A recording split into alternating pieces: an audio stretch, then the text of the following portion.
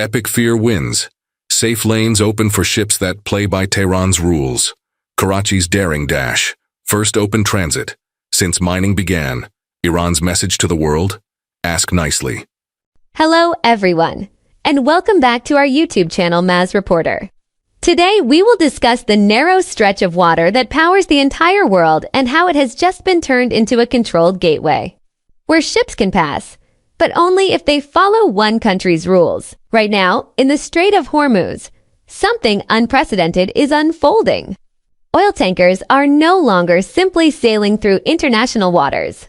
Instead, they are navigating a new reality, one shaped by war, risk, and quiet negotiation.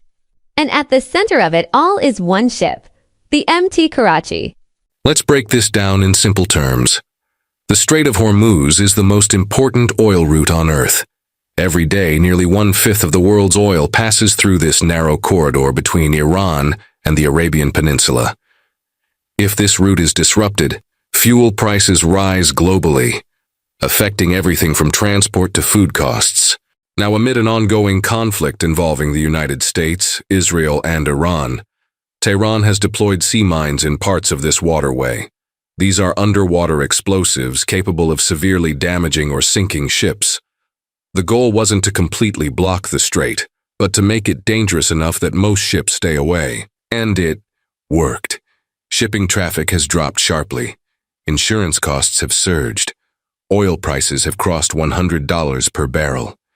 The global economy is already feeling the pressure. But then came a surprising development. On March 15, 2026, a Pakistani oil tanker, the MTKarach, did something no other foreign vessel had done since the escalation began.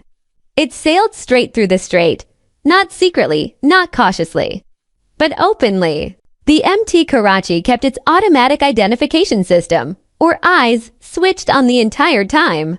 That means it was broadcasting its exact location, identity, and movement for everyone, including Iran, to see.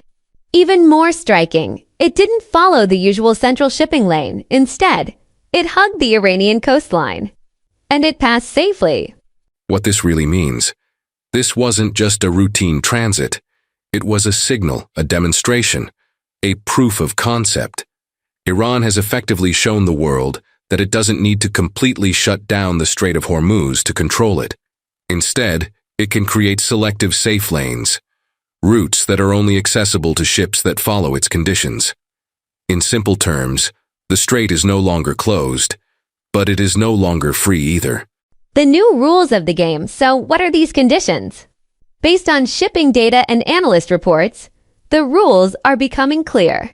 First, ships must remain visible, keeping their AIS transponders on at all times. Second, they must follow routes close to Iranian waters, where Tehran can monitor and control movement. And third, perhaps most importantly, there may be political or economic expectations. Reports suggest that Iran is encouraging oil transactions in Chinese yuan instead of US dollars. This helps Tehran bypass sanctions and strengthens its economic ties with China. In some cases, countries may also need to align diplomatically or at least avoid confrontation. The message is simple: cooperate, and your ships can pass. Iran's message and strategy. Iran's leadership has not been subtle about its intentions. Officials have openly framed this as leverage. Rather than a total blockade, this is a controlled system, one that allows Iran to decide who gets access and who doesn't. It turns the world's most critical oil route into something like a toll road. But instead of money alone, the toll may include political alignment, financial concessions, or strategic cooperation. Global reaction. Meanwhile, the United States, under Donald Trump, has been pushing for international support to reopen the strait fully. Washington has called on allies and major economies to send naval forces and secure the route. But so far, no major coalition has formed. Countries are hesitant to get directly involved in a conflict that could escalate further.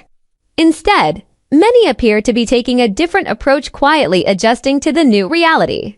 Some ships are negotiating passage. Others are staying away entirely. Economic impact. For ordinary people, this situation may seem distant, but its effects are immediate. When oil supply is disrupted, prices rise. That means higher fuel costs, more expensive goods, and increased pressure on household budgets. Even countries not directly involved in the conflict feel the impact, because global markets are interconnected.